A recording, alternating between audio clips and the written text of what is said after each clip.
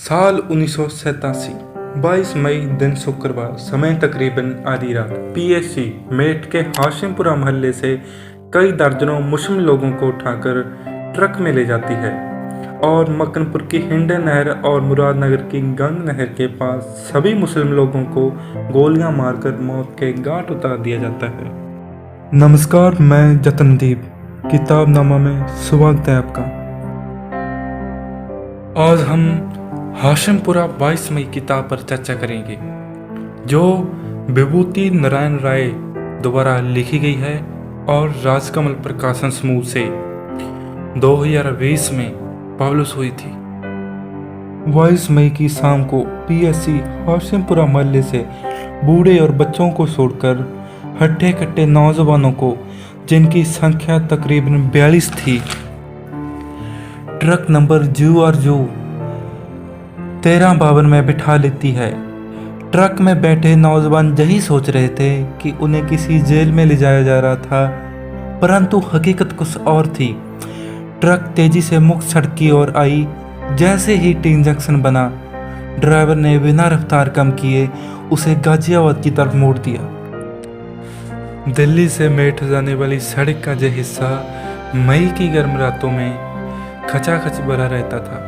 22 मई 1987 को हालात कुछ भिन्न थे। दिल्ली की तरफ से इक्का दुक्का गाड़ियां ही आ रही थी। जाहिर था उस ट्रक में चीख पुकार या उन्हें नियंत्रित करने के लिए हथियारों की गालियां या डांट फटकार पर सड़क चालकों का ध्यान नहीं गया, या फिर यह भी हो सकता है पीएससी की ट्रक को देखकर किसी ने ध्यान ही ना दिया हो। मेरठ तिराहे पर ट्रक तेजी से दाहिनी मुड़ी, पूरी रफ्तार से हिंडन नहर की तरफ लपकी। नहर पार कर फैक्ट्री मोहन मिंकस के सामने से गुजरते हुए ट्रक कुछ धीमी हुई। ट्रक में बैठे उन नौजवानों के मुंह से चीखने चिल्लाने की आवाज़ें उस शांत माहौल में खलल डालने का काम कर रही थी। ट्रक नहर के पास आकर रुकी। ट्रक से कुछ पीएससी के जवान उतरे और ट्रक का पिछला तख्ता खोलकर नीचे गिरा दिया। एक बार फिर कड़कती आवाज में लोगों को नीचे उतारने का आदेश दिया गया। ट्रक से चीखने चिल्लाने की आवाज़ों को शांत करते हुए खाकी वर्दी वालों ने अपने शिकार को दबोचा और गोलियों की आवाज़ों से उस शांत माहौल को एकदम अशांत कर दिया। यह कहना है बाबूदीन का, जो उस समय घटना का चश्मदीद गवाह था।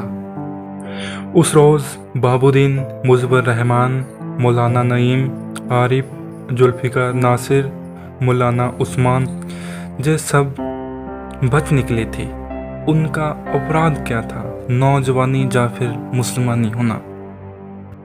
जब हम इस किताब को पढ़ते हैं तो उस दौर में चले जाते हैं जहां आज़ादी का मतलब महज एक शब्द मात्र रह जाता है, जो सुना जाता है, बोला जाता है, परंतु अमली रूप में आज़ादी को नहीं समझा जाता।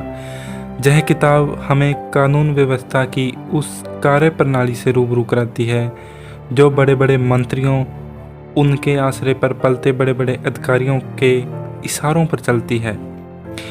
उनका एक इशारा सामान्य सी घटना को असामान्य का जामा पहना देता था। हाशिमपुरा को लेकर कोई भी अधिकारी गंभीर रूप से अपनी भूमिका नहीं निभा रहा था। जुल्फिकार नासिर, जो उस कांड से बच निकला था, 1 जून 1987 को जनता पार्टी के दफ्तर से प्रेस कॉन्फ्रेंस करता है और हाशिमपुरा कांड के बारे में बताता है। इसके बाद मेरठ के जिला मजिस्ट्रेट राधेश्याम कौशिक और पुलिस अधीक्षक गिरधारी लाल शर्मा जुल्फिकार के संबंध में प्रेस कॉन्फ्रेंस करते हैं और जुल्फिकार को झूठा करार देते हैं।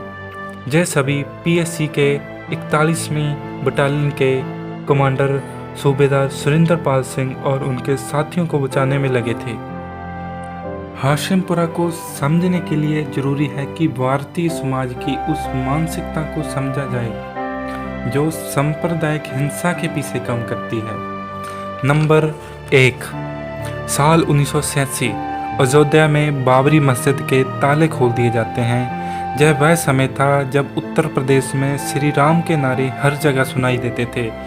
राम भक्त अक्सर यह बोलते रहते थे कि राम मंदिर अयोध्या में नहीं बनेगा तो क्या पाकिस्तान में बनेगा।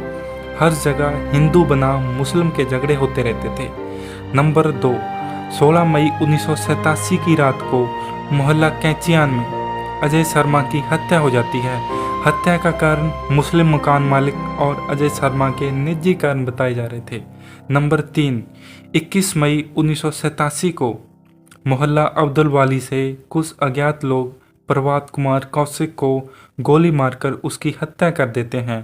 प्रभात कुमार कौशिक जो सतीश चंद्र कौशिक का छोटा भाई था। सतीश चंद्र मेरठ कैंट में भारतीय सेना के मेजर थे और श्रीमती शकुंतला शर्मा के भांजे थे, जो भारतीय जनता पार्टी की नेता और राष्ट्रीय स्वयं संघ की अध्यक्ष थी। 22 मई की दोपहर को जब पीएससी हाशिमपुरा मोहल्ले से तलाशी अभियान चला रही थी और मुस्लिम लोगों को मार पीट रही थी, उस समय मेजर सतीश चंद्र कौशिक घटना वाली जगह पीएससी के साथ बताया जा रहा था।